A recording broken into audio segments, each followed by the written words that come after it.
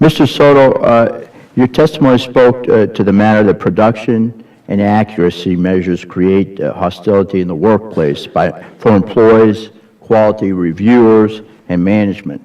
Could you relate how management's focus on these metrics is affecting the service-connected veteran who has a claim pending in a regional office? The aim is production.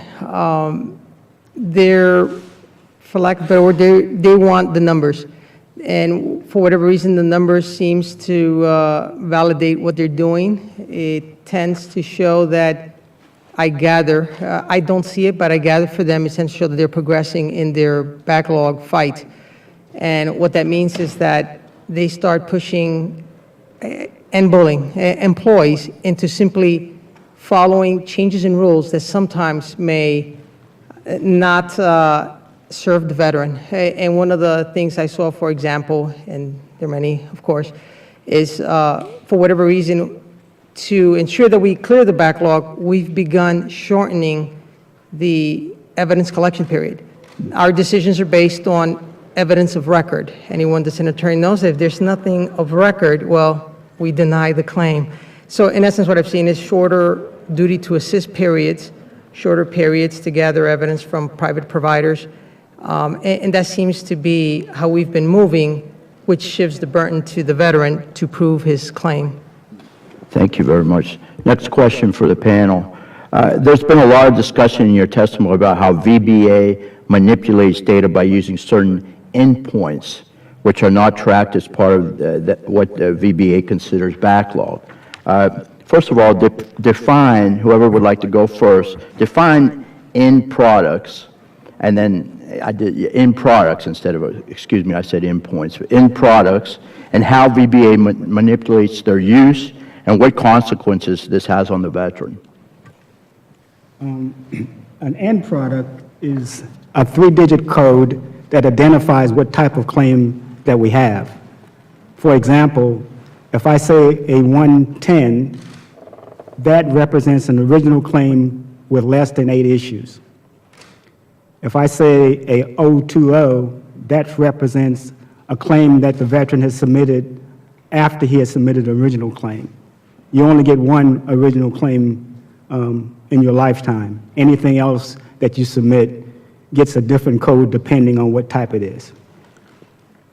Thank you. If you use the end product 930, which in most cases refer to rating decisions that were prematurely decided, if you look at the Monday morning report, a 930 is not included in the rating bundle.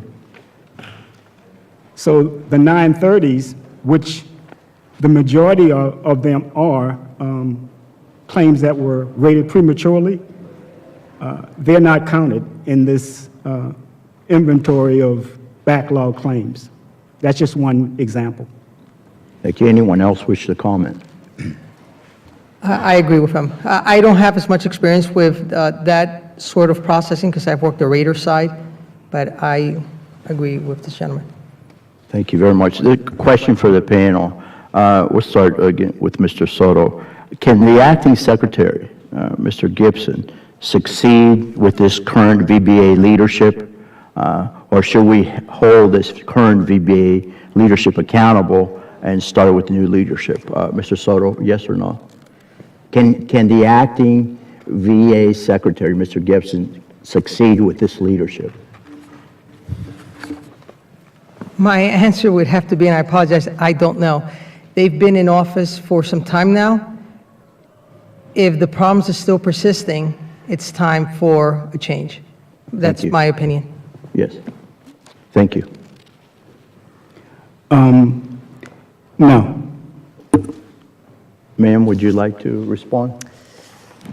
I think that the people under the level of the undersecretary are letting the undersecretary down. I don't think they're being truthful to the undersecretary about the regional offices.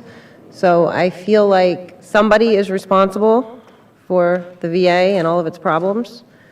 But in my office, there's far too many people to hold accountable.